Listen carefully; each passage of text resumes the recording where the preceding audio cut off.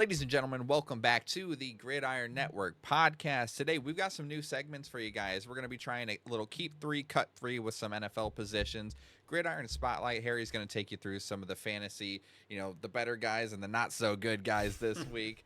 I've got some Gridiron props. I'm going to give you my best betting picks for this upcoming week of NFL action. We'll recap the Bears and Colts games from this past week, and then we got our Week 8 NFL pick'ems. Harry, how are we feeling? Oh, man, we're doing fantastic. I feel like, 2 weeks in a row we've had this Colts win, Bears win. It's going to be a great episode. Very excited. Such a good episode when both our teams win, man. And we're not used to this happening because both of our teams have not been good for a little bit. Yeah.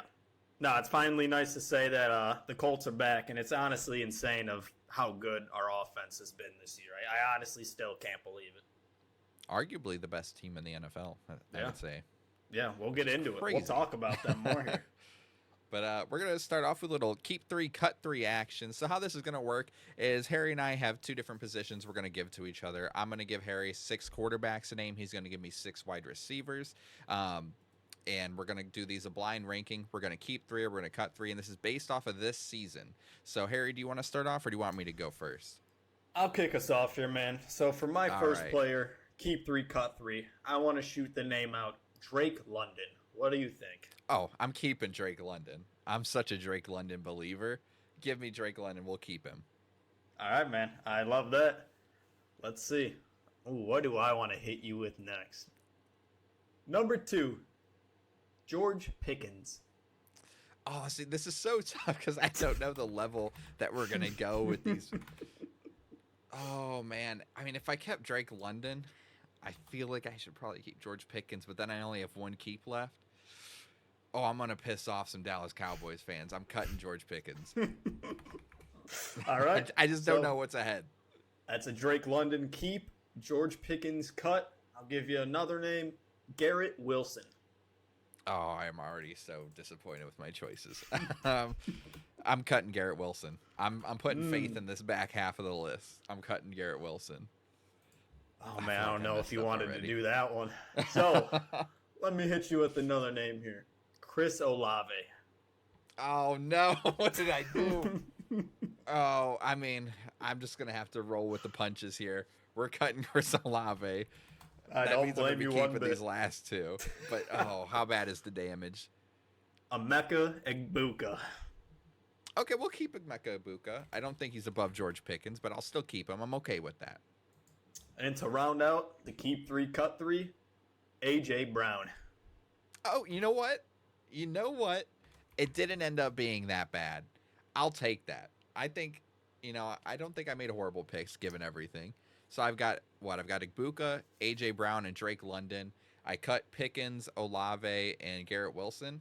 Honestly. Yep. Not too bad, to be honest. Not too bad, all things considered. I'll take that. When you started with 2 cuts there pretty quick, I thought you were a little screwed there, but it ended up, it worked out quite nice for you. I put my balls on the table with those 2 cuts right away.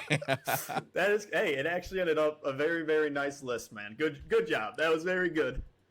All right, we'll jump right into mine. All right, you ready for this? Let me just see if I can find my list. All right, so keep 3, cut 3. I've got 6 quarterbacks for Harry. We're going to start off the list with Jared Goff. Oh, man. Are we keeping him or are we cutting him? Jared Goff. This list got to get better, man. I'm going cut. You're cutting Jared Goff? I'm cutting Jared Goff. I'm cutting Jared Goff. All right. We're going to go right to the next name here. So we're cutting Jared Goff, C.J. Stroud. No, but now I can't. Oh, man. Oh, dude, why'd you set me up like that? Are you going to follow in suit? Are you cutting 2 in a row? Dude, why'd you set me up like that? We're cutting. I can't keep C.J. Stroud, man. Did you watch the game last night? Oh, no. I did not. I did not watch the game. Hey, I fell asleep. Trust me, you did not miss it, dude.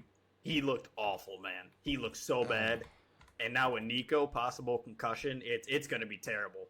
We're going to see how ballsy I just played this one, but let's hear the next one. Next up, we've got Aaron Rodgers.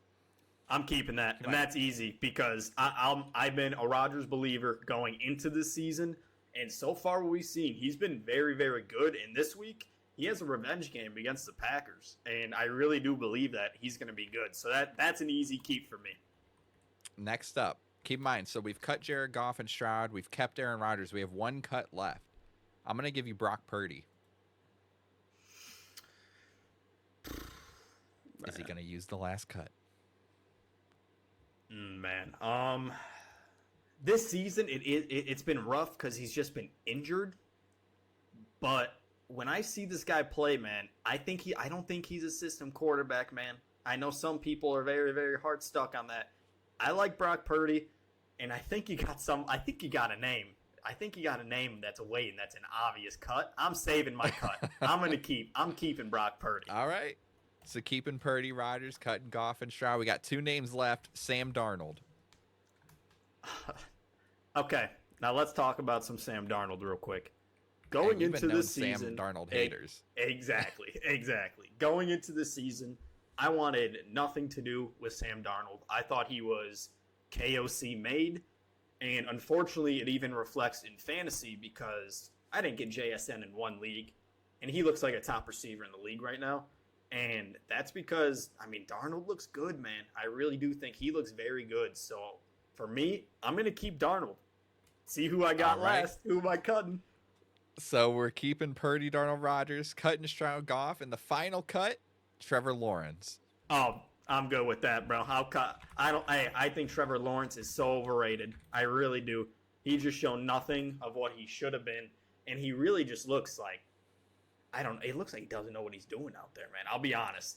That was a great last one to cut because I do not like that guy at all. So that's an easy cut for me. I'm a Notre Dame fan, so I'm an avid Clemson hater, avid Trevor Lawrence hater. But I don't mind your list. The only thing that I would have changed, obviously I know ahead of time, would have been to keep Jared Goff and probably cut Brock Purdy. Yeah, no, I think looking at my list, that's the only thing I would have changed. I thought you were going to hit me with some Cam Ward or something, man. I was scared. I didn't want to go too crazy. It's our first time doing it. I felt like I had to be fair. Hey, let's see. So for our keep 3, cut 3, for you first, the wide receivers, you ended up keeping Drake London, Emeka Egbuka, A.J. Brown. You ended up cutting Garrett Wilson, George Pickens, and Chris Olave. Very, very good cuts for you, man. That's a very good list. And then for the quarterbacks, I cut Jared Goff, C.J. Stroud, and Trevor Lawrence, and I kept Aaron Rodgers, Brock Purdy, and Sam Darnold. Man, my list, I would have loved. For our first time. Not bad. If I could have flipped that Jared Goff and Brock Purdy. Jared Goff was a perfect, good first one because I didn't know where it was going from there. That was a perfect middle.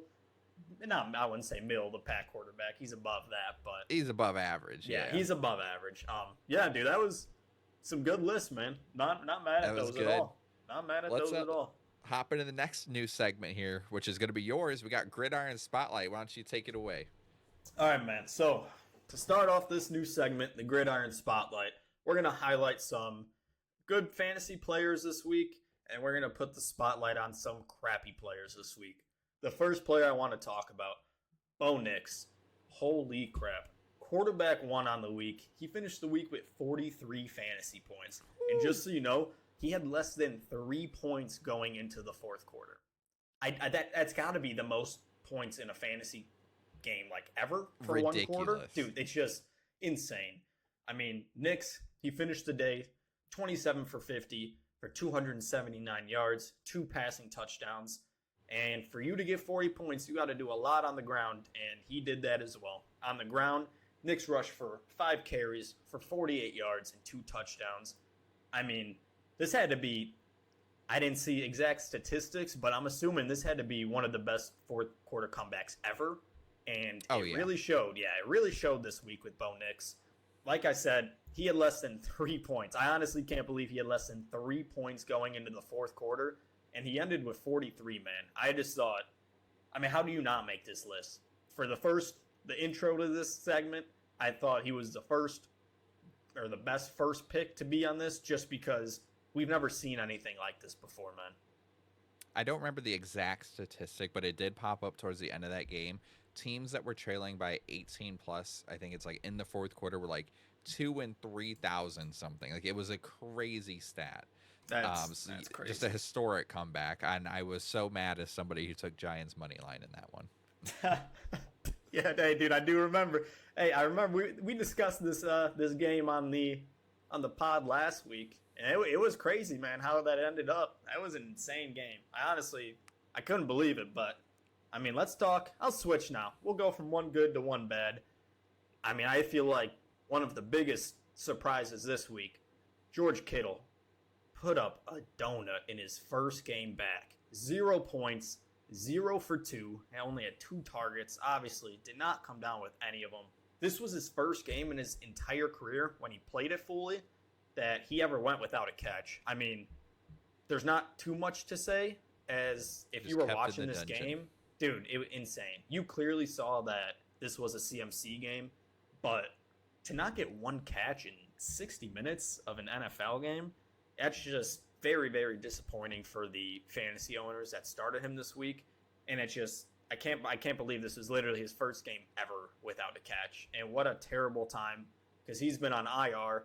So if you needed a tight end's one of those positions where if you got a good one, they're a big difference maker over the other teams. And he is a difference maker usually. Not this game. Let me tell you, I lost by, 11 points in a league. And I had Genty, which unfortunately did not make this list. Only 4 points this week. And George Kittle with a donut. Yeah, he was close. He was close. 0 points. I mean, this game was just, like I said, just Christian McCaffrey. I don't know if anybody caught a receiving touchdown. It was such an insane game. Well, what'd you take? You have George Kittle in any leagues? I did not, but I did see that after the game he apologized to those who bet on him and fantasy owners. I love George Kittle, man. Big wrestling fan. We're both big wrestling fans. He's just such a likable guy, man. Nah, it was awesome to see. And while we are talking about these 49ers here, man, Christian McCaffrey, 39 points this week, RB1 on the week. And I was saying this all offseason. Do not overthink this. Draft Christian McCaffrey. When he is healthy, which so far he's been healthy in every game, he is by far one of the best assets to have in fantasy football. And with Kittle back, man, holy crap, did he open up this rushing game for CMC. In this game, he rushed for 24 carries for 129 yards and 2 touchdowns. And not only was he doing that rushing, McCaffrey also caught 7 of his 8 targets for 72 yards. I mean, like I said, this guy is just, he's always been a PPR beast. And this isn't like crazy for CMC either when you look at his receiving work. Let me pull it up real quick. He has been doing this like literally all year. Let's see. I took him in two redraft leagues this year. I took your advice from earlier in the podcast, and yeah, it is absolutely paid off, man. Dude, it's great. Listen to this. I'll just tell you his receiving numbers: 9 receptions on 10 targets for 73 yards, 6 receptions on 7 targets and a touchdown, 52 yards, 10 receptions, 15 targets, 88 yards, 6 receptions, 11 targets, 92 yards, and a touchdown. 8 receptions for 9 targets, 82 yards, and a touchdown. And then his last 2 games, man, 7 catches for 57 and 7 for 72, and both 8 targets. So he's like, was there only a couple of those games where he's maybe not catching like 2+? He's getting everything, man, and he's catching it. And he has by far been my personal best pick in fantasy this year. Easily. He has been carrying. I mean, dude, I've got in one of my redraft leagues, which I think I have a very good shot at winning, I have both CMC and Puka Nacua. Oh. I have such an elite duo in that league. So thank you for CMC. Hey, dude, that's a great 2, man. That's a great 2. Now let's spotlight somebody that's been honestly pretty disappointing so far for this year. Saquon Barkley. This guy only ended up with 5.2 points. By the way, I do all PPR, full point PPR leagues, so all these points are from there. 5.2 fantasy points, 18 for 44 on the ground, and 1 reception for -2 yards. I mean, man, it has been terrible for Saquon. It's been tough. I mean, he's only been in the top 10 twice this season, And up to this point last year, he was only outside of the top 10 twice. So completely flipped. He's been terrible. It's just been very, very weird for him, man. He's only had 2 games over 60 rushing yards, but I like Saquon a lot. So I will be honest, there is some positive from this. His rest of season schedule is pretty nice, but I mean, so far what you had to pay for him, he has not been worth it at all in fantasy leagues. No, and it's just, I mean, at the end of the day, like I think he said it, he's winning, so he's not that mad. Yeah. But yeah, that rushing offense, I don't know if you saw this, but the Eagles early in the game ran a zone read to the left. Got a nice little, I think it was like 4 yards on the on the play, right? Yep. 3 plays later, not 3 drives, not 3 quarters, 3 plays later, Kevin Patullo, the genius that he is, thinks they will never see this coming. We're going to run this zone read, right? But this time to the right. And keep in mind, for this zone read play, A.J. Brown has to motion in. So he does the exact same motion, and every defender on the Vikings goes, I've seen this play before. Oh, wait, I actually just saw it 3 plays ago.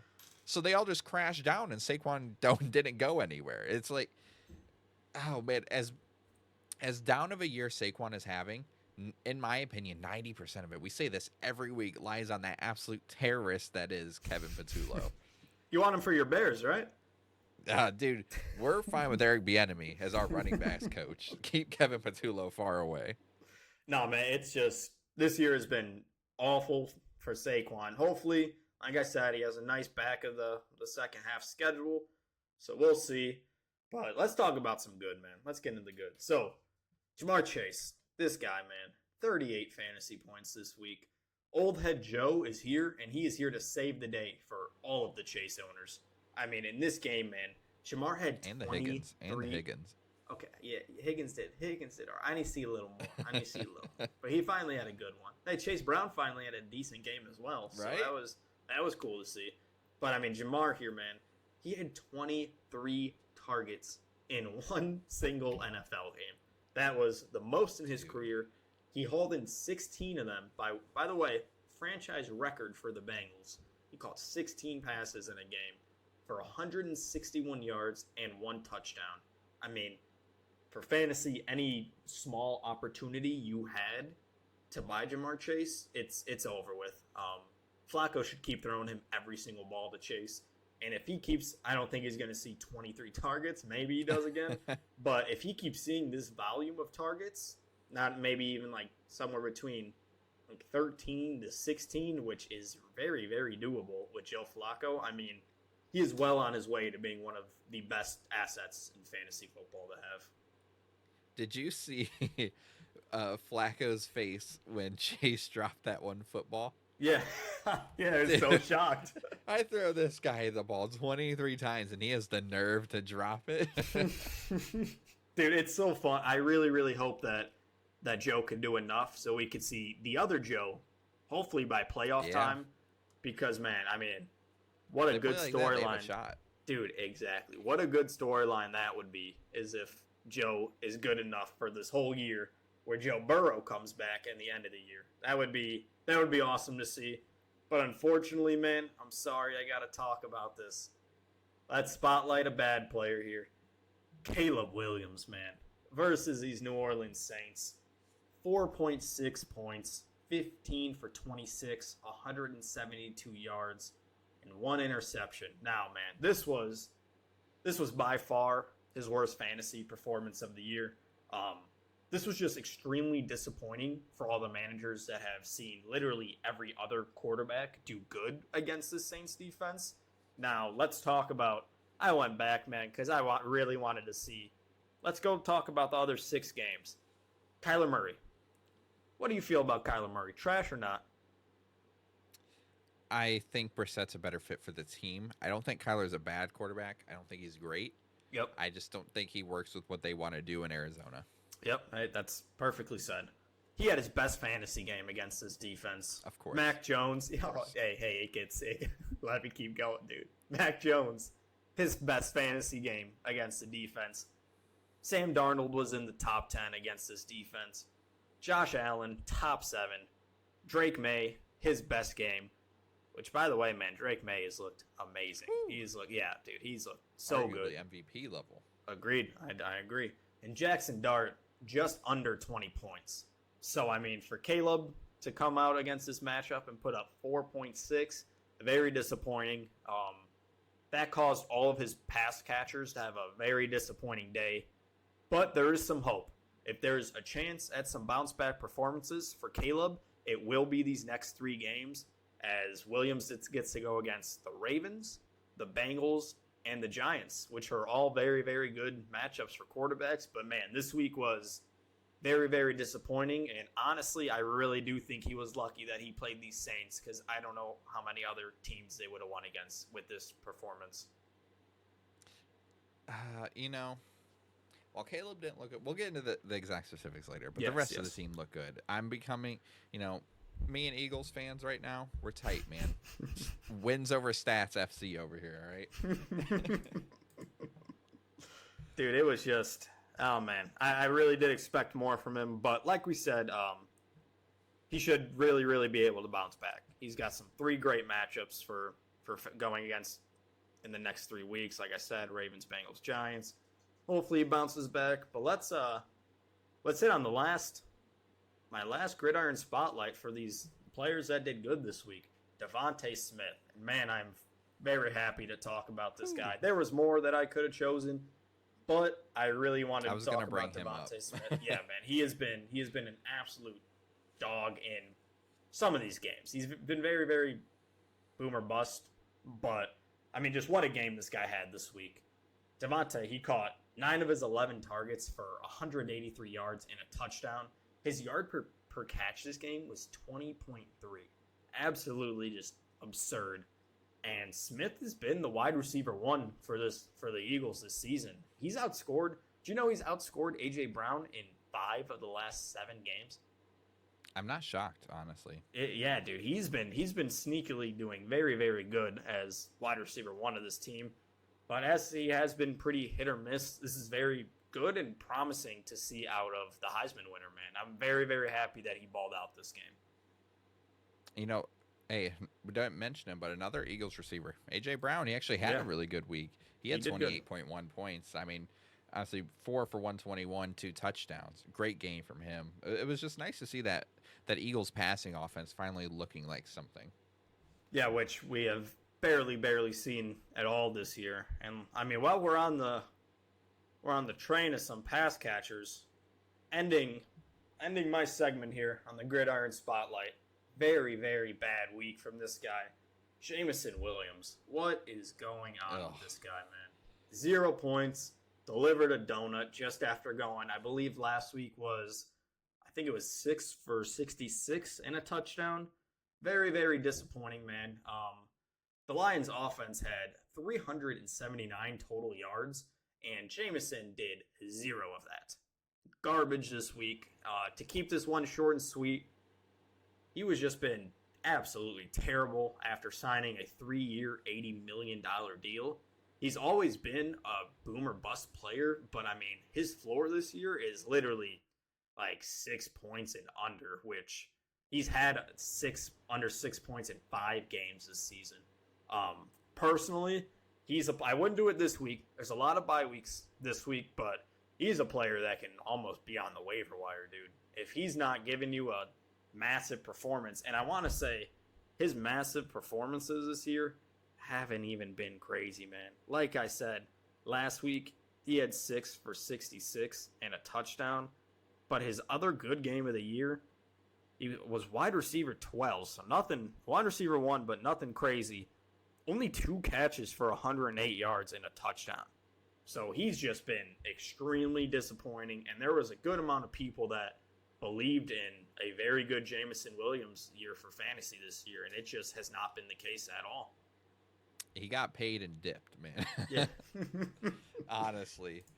It's not literally, man. It's been rough. It's been very rough to watch. as a Bears fan, I'm not really that Yeah. mad that it's not working It's out. o- But it's then okay, again, they it's still okay. dropped 52 on us. So I mean, Yeah, yeah, yeah. It's been rough for some of these guys, but to round out the Gridiron Spotlight, my good players for this week: Bo Nix, CMC, Jamar Chase, and Devontae Smith.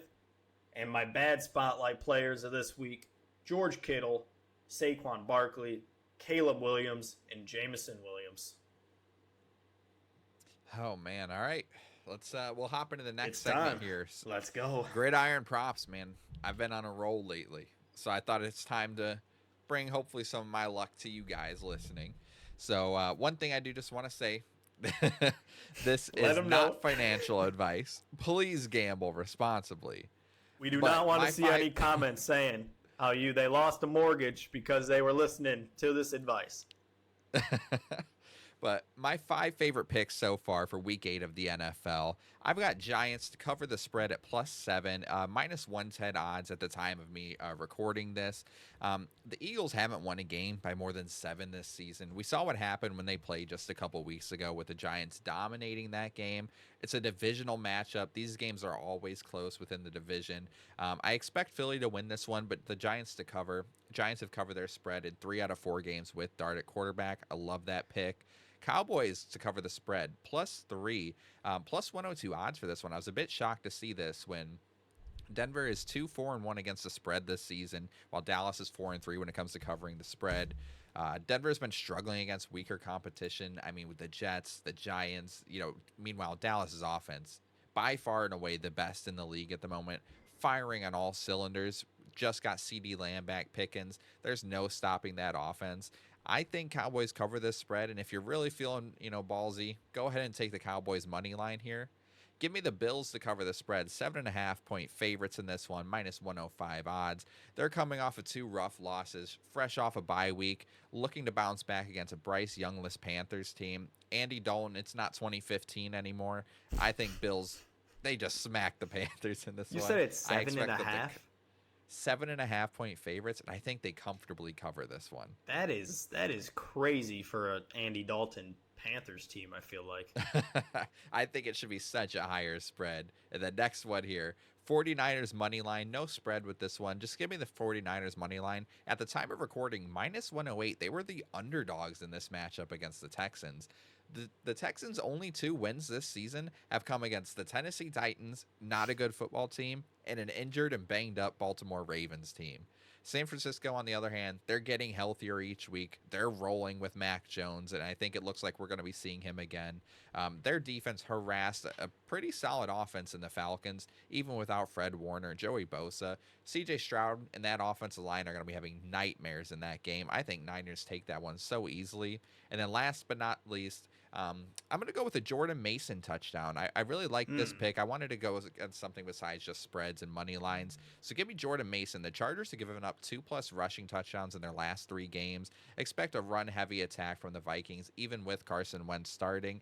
I love the Jordan Mason, plus 115 odds. So to round it off, my 5 picks for this week: Giants to cover the spread at +7, Cowboys +3, Bills 7.5-point spread, the Niners money line, and a Jordan Mason touchdown. If you want to, again, not financial advice, please gamble responsibly, but if you want to parlay these odds at 5 picks, you get plus 3,017 odds at the time of the recording. $10 to pay 311. Man, that sounds fantastic to me. It sounds like really good odds.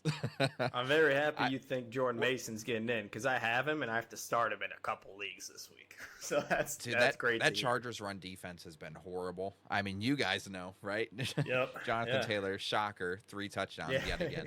Yeah, seriously, dude. Hey, I like those legs, man. I honestly can't believe that Bills one. That is insane. Yeah. I thought they should be a lot higher than 7.5-point favorites. I'm actually curious to see. I'm trying to check right now to see if that line has moved from when I first took these notes earlier in the day. Give me just a brief moment here. Let's see. We got it actually went down. They're now just 7-point favorites instead of 7.5. What does Vegas know? I don't know over here. Like, they went down? Yeah. Oh my gosh. Niners. Everything else is still the same from when I made these notes. So hopefully when this gets released tomorrow and you guys are hearing everything to, if you want to take, tail some of my picks, it's still roughly the same odds because I love all these odds, and I'm hoping for a good week here. Now, I do got to ask, since we are on this topic of betting, NBA starts tonight. You an NBA better or just NFL? I am an what NBA better. I do have to say, with NBA, the first week of any sport starting is always the hardest to bet, and you don't want to go too crazy just because it's a fresh season. You don't really know what's going to happen. Yep. With that being said, of course, I did happen to dabble a little bit. I had a couple parlays I was liking for this one, for the Rockets, Thunder, and Warriors, Lakers, which at time of recording is happening tonight. If you guys are interested in any basketball talk, let me know. I'd be more than happy to talk about it. But you know what? That's good. This is what we're gonna do real quick. Uh-oh. I want to talk a little basketball for a second. Who's winning tonight's games, man? Let's start with Houston first. Houston at OKC. Who we taking? The Thunder, easily. I'm sorry. That even without, I believe they're without Jalen Williams. I think the Thunder easily win that game. Rockets have Kevin Durant, gonna need time to mold. Also, their lineup, they're putting out a lot of tall boys out there, man. I was gonna say, you see KD's at the 2? At the 2. The smallest person in that lineup is Amen Thompson at 6'7". Oh, I didn't know that. I mean, that's crazy. That's crazy. I just think that Thunder offense is gonna roll with this one. Who do you think? What about the second game? Golden Lakers, State Warriors, at LA. Honestly, I don't know who the favorite is in this one. I'm actually curious to check because the favorite is the Warriors. Yep. On the road, I think the Lakers without my glorious king LeBron James. I think that they still win that one, man. You got Luka and Ayton, white boy Reeves out there.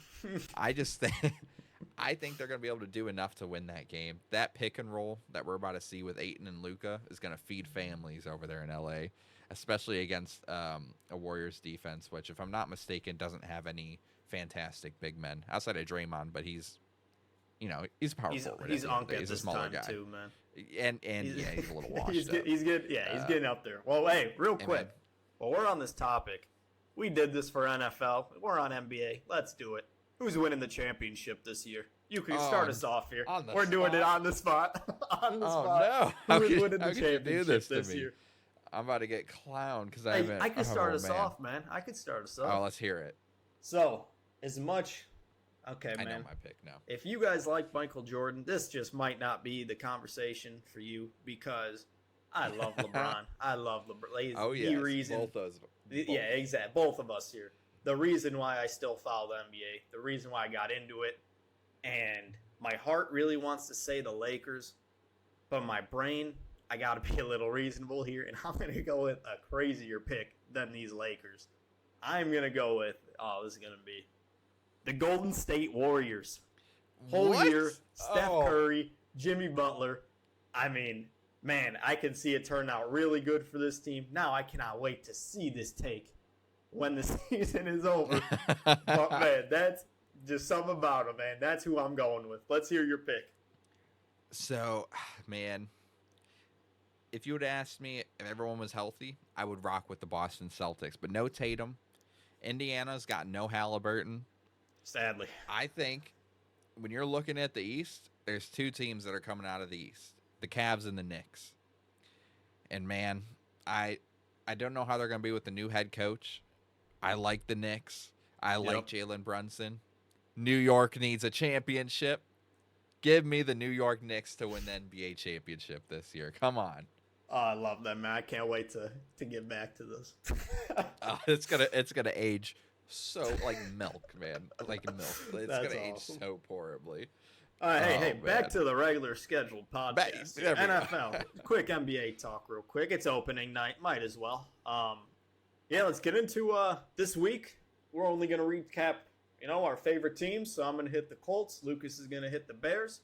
And I'll start us off, man. I mean, like I said this when we played Denver, that Denver was a real test. And we ended up winning that game. And man, I said it last week, this was a real test for us, and man, did we look good. Colts beat the Chargers 38-24. bringing the Chargers to 4-3, man, as they had a very hot start, have been really cooling down. Personally, I think it's because some of their injuries that they've been having to this offense and defense. But man, the Colts at 6-1. If you would have told me through 7 weeks we'd be 6-1, I'd say, did Anthony Richardson become the next Michael Vick? Wow, would have been wrong. I would have been completely off, man. It is just Daniel Jones, dude. Daniel Jones has been so good for this team. Our offensive line has been amazing this year. Dare I say, top 2 or 3 in the league this year. And it's just showing because Jonathan Taylor, like you said earlier, man, this guy had 3 rushing touchdowns. He had 16 carries for 94 yards and 3 touchdowns. That's averaging just under 6 a carry. Oh my, this guy is just best running back in the league, man. Daniel Jones, I feel like honestly every single week, he literally has the same stat line. He's always somewhere in the mid-20s for completions. This week, 23 for 34, 288 and 2 touchdowns, only getting sacked 1 time. All we need from Daniel Jones, man, we will take that because, like I said, we have one of the best offenses, if not the best offense in the league right now. And our receiving game, man, this was, we saw some Alec Pierce, man. I had to start him last week because I thought that I was going to get this last week. Unfortunately, only got, I believe it was 2 catches last week. This week, 5 receptions for 98 yards. He had a long 48-yard grab, and that was on top of 10 targets, which led the team, which is pretty crazy. Tyler Warren, this is a weekly scheduled thing. Thank you, Ryan Poles. Thank you, Chicago Bears, for giving us this beast of a player. 5 targets. He ended up catching 4 of them for 69 yards and a touchdown. Michael Pittman, he's an absolute dog still. 9 targets, 7 receptions, 58 yards, and a touchdown. Jonathan Taylor, for all you fantasy nerds out here, PPR beast too. 3 targets, caught all 3 of them for 38 yards. He had a fantastic day, man. It was just very, very fun to watch this offense because I knew that this was going to be a real test. And, I mean, we looked very, very good this week. And, man, it was just – let me see real quick. Trying to pull up. Yeah, dude, there was the second quarter. I couldn't remember which one we shut them out in. The second quarter, man, we scored 17, and they only had 3 points the whole first half. It was a very slight 23-3 the first half. They started scoring some points, but we still outscored them in the third by a point, and they outscored us by 7 because we didn't score at all in the fourth quarter. This was just a fantastic game. Let me talk about some of the big boys on defense. Grove, come on, man. You love seeing a big man pick. One of the best things in the game to see. He got one. Nick Cross got one. Amir Abdullah, man. Do you see his kick return he almost had? It was like 80-something yards. It was a beautiful kick return. Amir Abdullah. I feel like I haven't heard that name since he was with, I believe, it was the Raiders back in the day. Yeah, it was the Raiders. That was great to see, man. Kenny Moore, just 8 tackles. Cam Bynum, 8 tackles. It was just fantastic to see, and I really, really, really, really hope. Oh, Buckner, 2 sacks, too. He's a dog. Same with Latu. Latu only had 1. Chris Ballard, we need to get active for this trade deadline. It's coming up, I believe. Oh, man. Can't remember the exact. I know it's the first week in November, the trade deadline. We need to get some defensive help. Our offense is playing. Oh, dogs are going crazy. Our offense is playing way too good, and our defense. If we can get another DB, another edge rusher, I don't know if I'm in. What do you think? Did you see you worked out some edge rushers today, including Shaquille Barrett?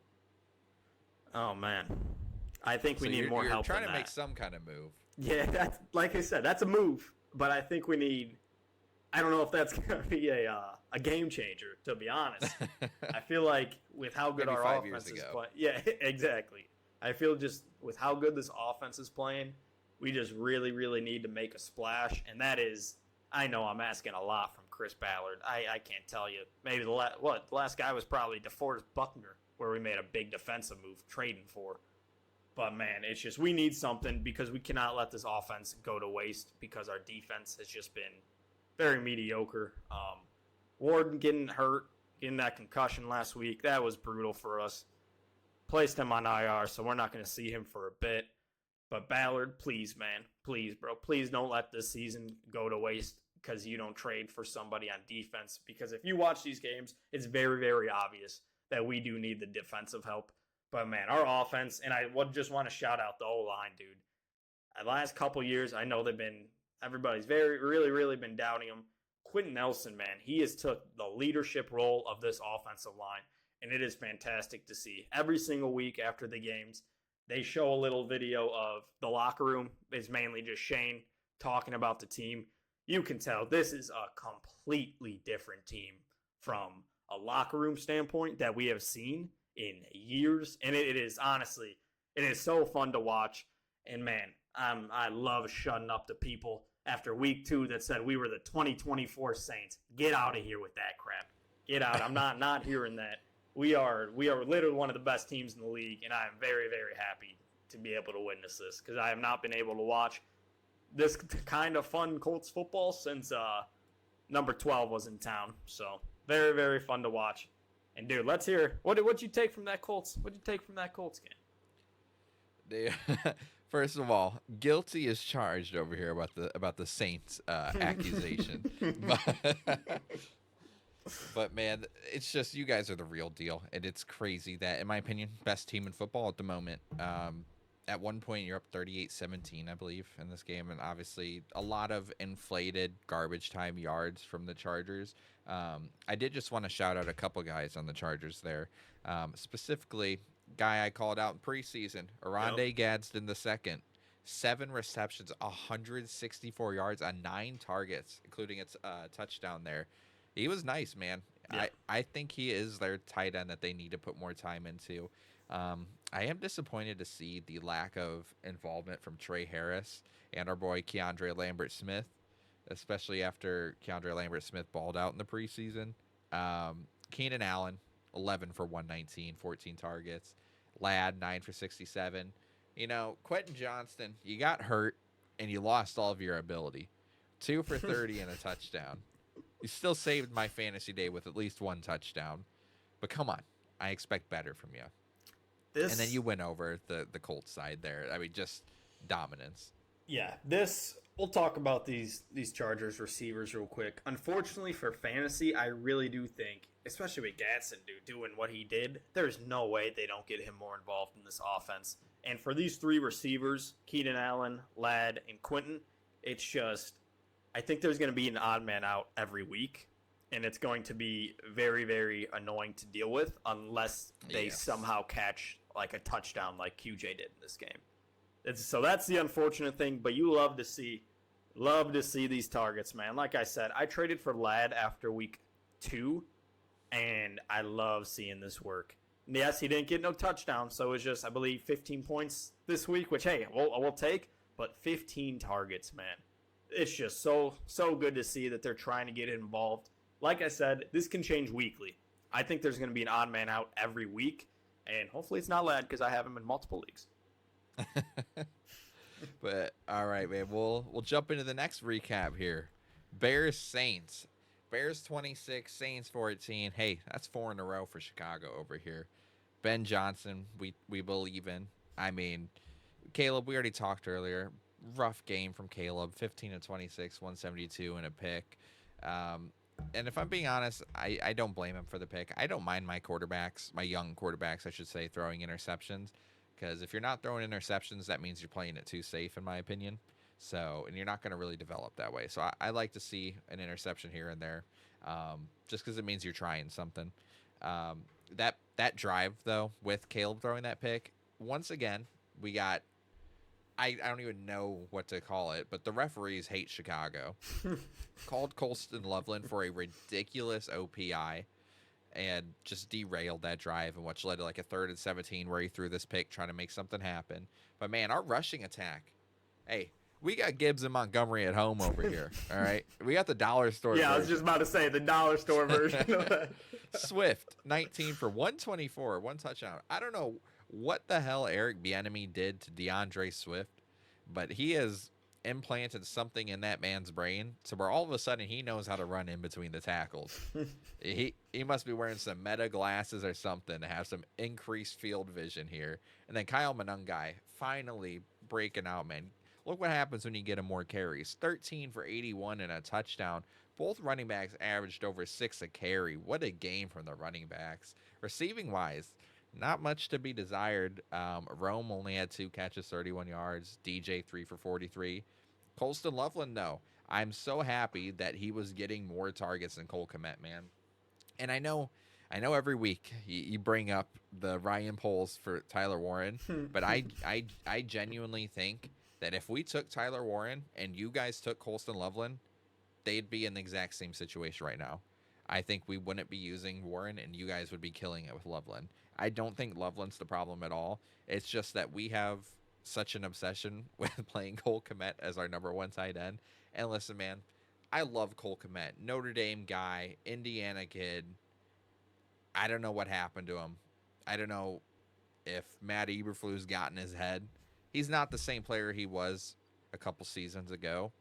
And I wouldn't be shocked if we move on from him in the offseason. But Colston Loveland needs to be getting the targets. Kmet draws 6 penalties a week, it feels like. He's not getting open in the receiving game. Why not put the young guy in there in Loveland? Same thing with Zacchaeus, man. Get Zacchaeus off of my football field. I'm so over that, It's a weekly thing at this point. Luther Burden needs to be the guy out of the slot. He is so good out of the slot. Do it, but just like you shouted out your defense, man. I got to shout out this Dennis Allen defense because that's where we won this football game, man.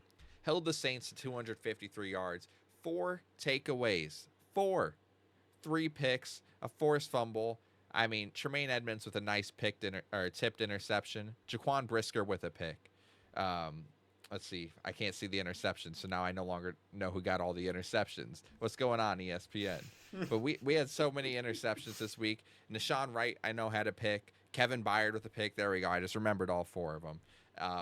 I believe it was Montez Sweat who forced the fumble as well. Kevin Byard should have had another interception, but Nashawn Wright also went for the ball, so we just dropped it. But, man, we had Spencer Rattler in hell. I mean, Kellen Moore even said about Rattler that the Bears just get takeaways. We know that's what they do. You just got to roll with it and on to the next game. We lead the NFL this season in takeaways, and we've already had our bye week. We have 16 takeaways this season, man. Hey, crazy. I want to say it, but it feels like like 2018 a little bit. You know, this defense, man, specifically the defense, because the offense is getting there, but far from it. Olave, man, 5 for 98 and 2 touchdowns over there in New Orleans. Basically, the only guy that did anything worthwhile on the Saints was getting 2 touchdowns for Olave. But what'd you take away from this game? Man, we talked about it, Colston Loveland a little earlier. I'm very, very excited to see him because I don't know if you saw it. Cole left that game. Cole Kmet left that game. Yep, he got a back injury, and according to my Twitter doctor that I'm looking at right now, he's trending towards missing week 8. So that's just going to mean Loveland should see, more dare I say, a breakout game maybe? That could be very, very fun to watch. As long as Roquan Smith isn't playing, I feel comfortable with that. Because if he's playing, there's not going to be many targets to the tight end over the middle. Yes, yeah. But, I mean, from the Bears, I talked about Caleb Williams already. I swear, if we just want players to start doing good, let's just start talking about them on this podcast. Because I was crapping on DeAndre Swift for weeks, how inefficient this guy is. And like you said, man, 19 for 124 and a touchdown, averaging 6.5 a carry. What happened? Like, what was he? What treatment is he getting? What is? I don't understand what's going on. And dude, I am very, very gonna be heavy on Monangai this week in fantasy because he looks good too.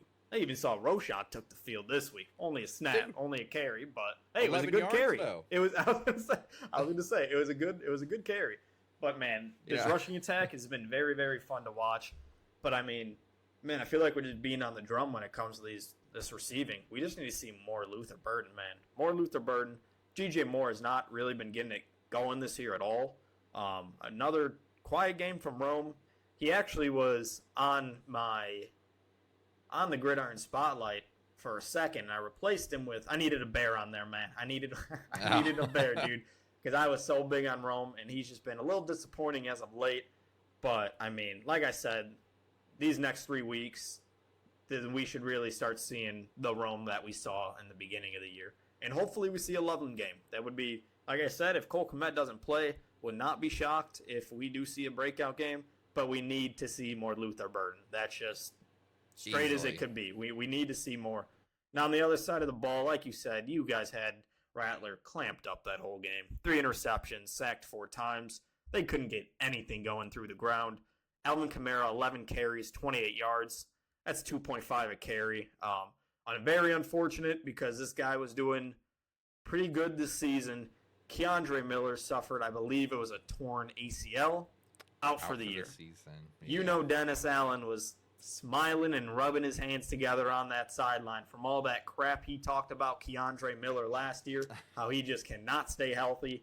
And of course, the game that this happens, it is against Dennis Allen. Of course.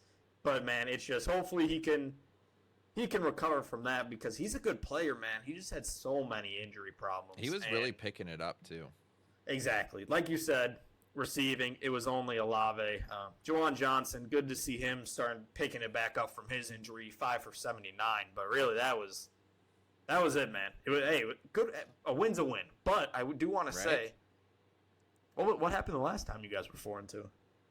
Hey, this is a very big difference. 4-2 this year and 4-2 last year. All right. What if you guys lose on a Hail Mary next week?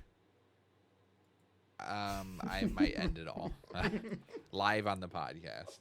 I might end it all if we lose to a Hail Mary. I can't. A loss.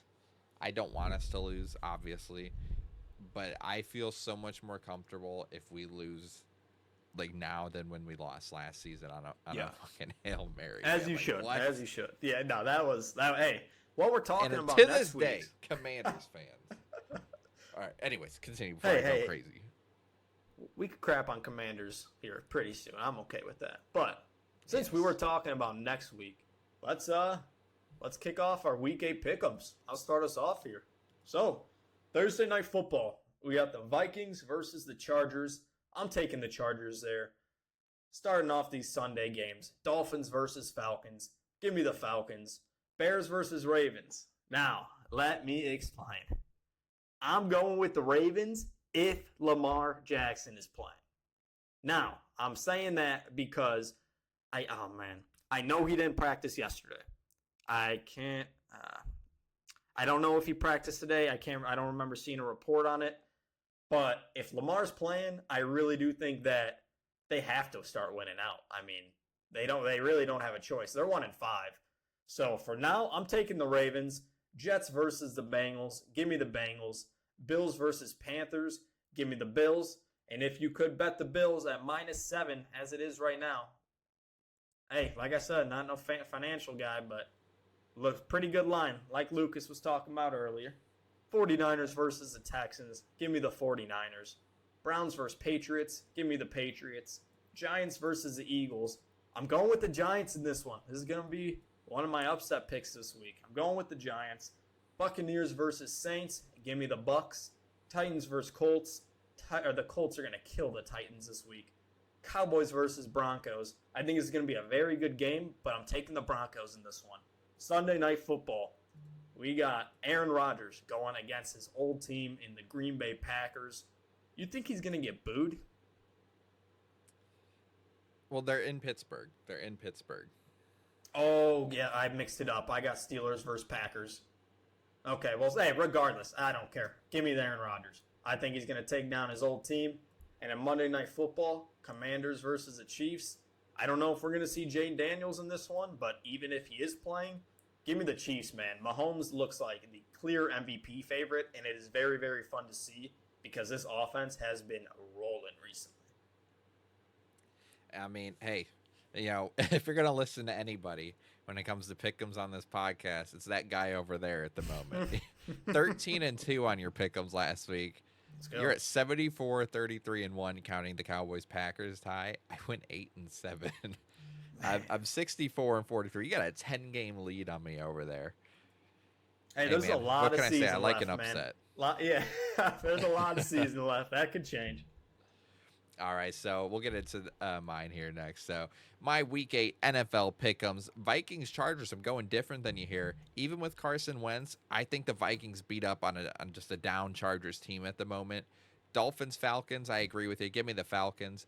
Bears Ravens, bear down, baby. Come on, give me the Bears. I don't care if Lamar plays, Roquan plays. I don't care if Ray Lewis comes out of retirement. Bear down, baby. Jets Bengals, give me the Bengals. Joe Flacco. Bills Panthers, Bills easily cover. Niners Texans, give me the Niners. Patriots Browns, close one, but give me the Patriots. Giants Eagles, man, again close one, but give me the Eagles to win this one. Buccaneers Saints, hey, I don't care if they lost last week. As long as Baker Mayfield's their quarterback, give me the Tampa Bay Buccaneers. Titans at the Colts, like you said, man, Colts just blow them out of the water. Cowboys Broncos, I'm taking the Cowboys, man. I think the Cowboys win this one. Broncos have just not been playing good, in my opinion, lately. They've been letting it get too close every week, and I think it's bound. I thought it was going to be the Giants game, but I'll keep betting the very next game because it's going to be that high-powered Cowboys offense this week. Steelers Packers. This was the worst game in the world for me because I had to choose either the Green Bay Packers or Aaron Rodgers to win a game, and I'll take Aaron Rodgers, I guess, because he's not a Packer at the moment. Still don't like him, but I'll take Aaron Rodgers and the Steelers to win. Commanders Chiefs, Jaden Daniels, Bill Crosby Barrett. I don't care who's playing. Mahomes, like you said, is playing at MVP level. Barbecue chicken over there on the Commanders. Give me the Chiefs. I love the barbecue chicken phrase. That's an all-timer by Shaq. That is All-timer. amazing. So, I do want to talk about, you shocked me with because you've been a big Broncos guy this year. I have. I flipped scripts, man. I flipped. Why? What made you? Just how they've Just been the way keeping they've been stuff playing, close, man. or okay. And it's one thing to say, because I always say, man, good teams win the ugly games. But when you have so many ugly games, it's not, they are very reminiscent of, I don't remember what year it was, but that Vikings team where they won like 12 or 13 games, but it was all within one possession. That's what the Broncos scream to me right now, is that they're going to make the playoffs, and they're just not going to look good in the playoffs, because that's when great teams become elite teams and great teams go back to being just good teams. And because of that, I just think they're bound to lose one of these close games, and I don't understand how anybody could stop that Cowboys offense at the moment. See, that's what did it for me. That's why I did go the Broncos in this one. I feel like after that fourth quarter comeback, I'm really just banking on, I really think they're just going to carry over that momentum. Yeah, that's what I went with. And it's just that defense. I think if there was a defense to slow down this team, it would be the Broncos defense. I mean, Surtain should be locking up CD, hopefully. Actually, wait. What am I saying? Hopefully. I got CD in too many fantasy leagues. But hopefully, hey, all I need is a touchdown, CD, and your day will be okay. But yeah, that's just what was it for me. Just I think they carry in that momentum, and I think if there is a defense to slow down this Cowboys offense, it would be this Broncos defense. What other game caught your eye? What do you think? So the other ones that were different on that I wanted to talk about those ones. First off, we'll start with the Thursday night game, Vikings Chargers. You took the Chargers.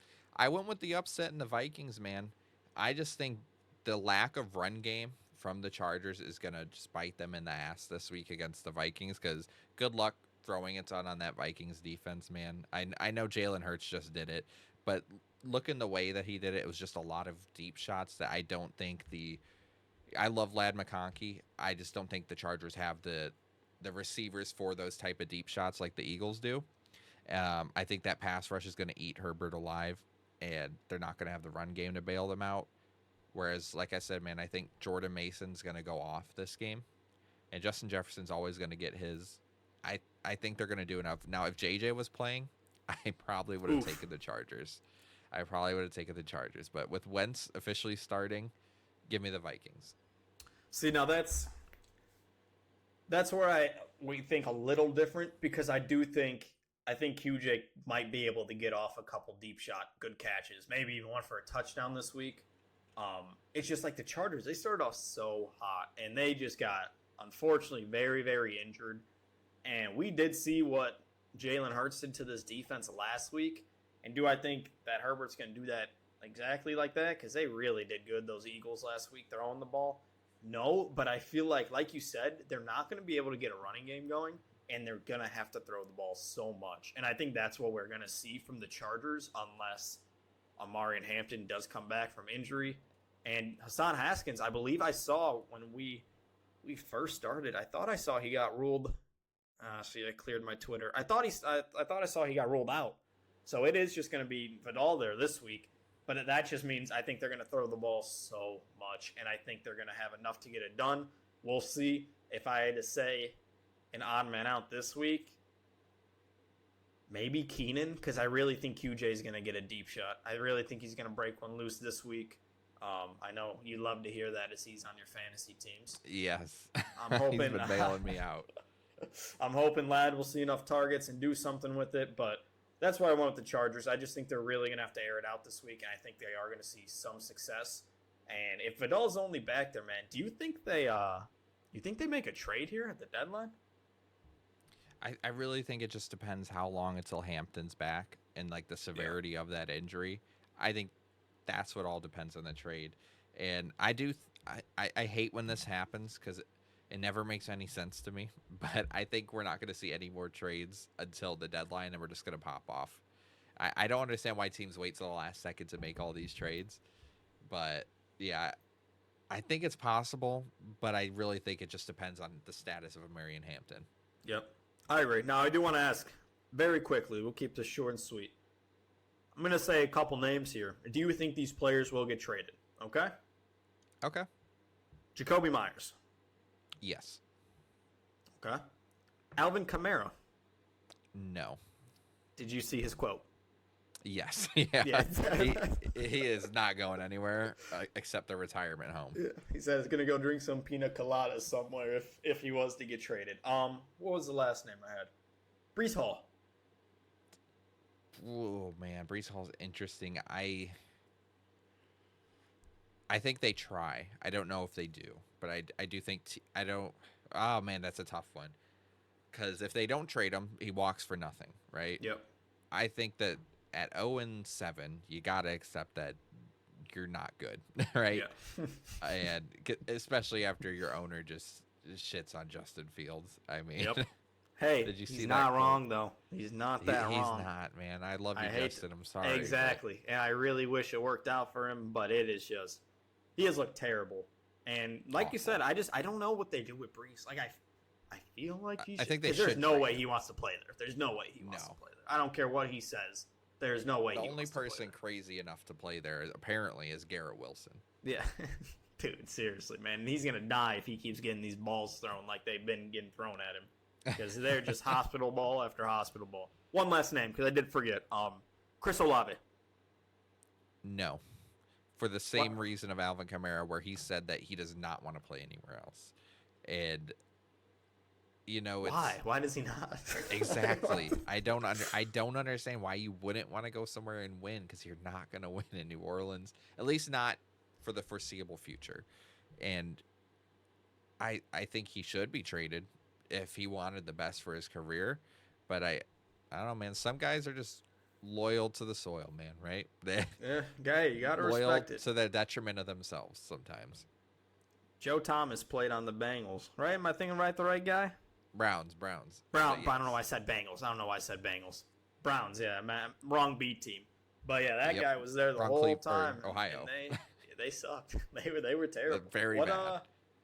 I mean, we talked about the Bears and Ravens. Only like other I game said, different. Oh, what's up? Go ahead. I was just gonna say. I was just gonna second what I said. If Lamar plays, I don't think they have it. I mean, they need to win. But like I said, we haven't seen him practice.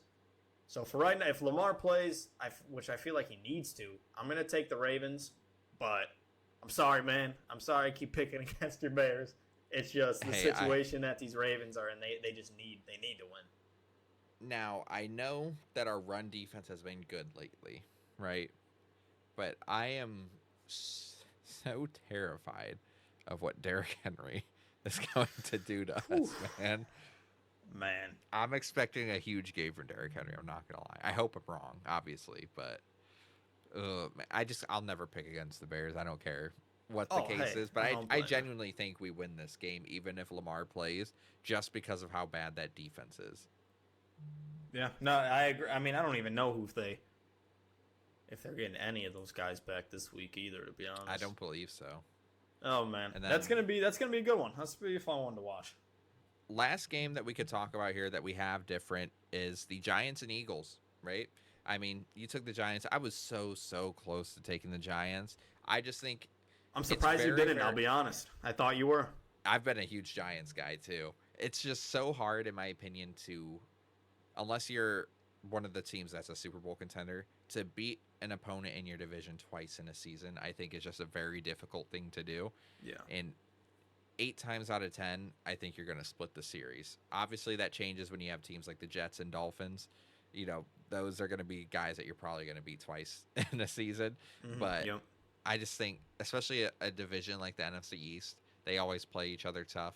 Obviously, the Commanders didn't, but hey, they're banged up. So I think it's a little different circumstances.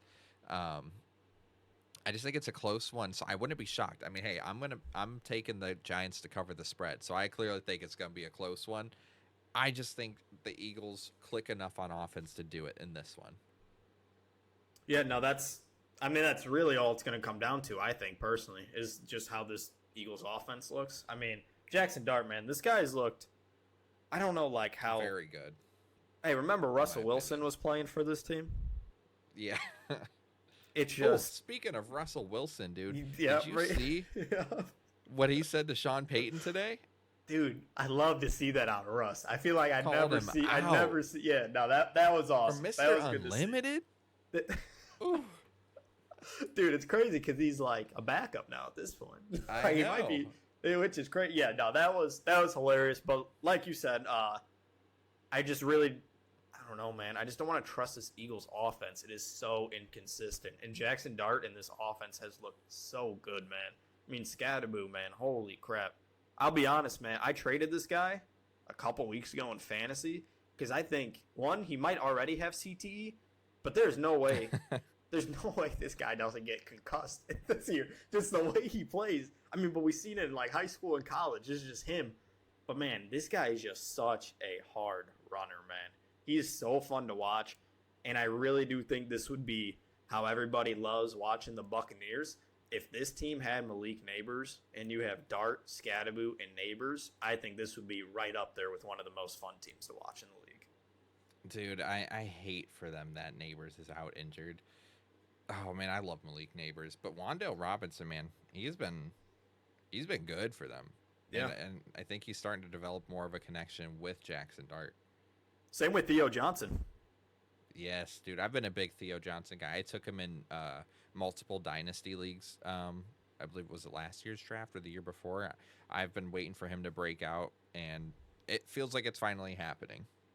Yeah, which is good to see because he really is a good player. Just really, other than really wasn't much out of the wide receivers other than Wan'Dale last week, but they choked that game so bad, and I really just hope we see some fire out of Jackson Dart this week, and he will just sweep these Eagles. Hopefully, we'll see.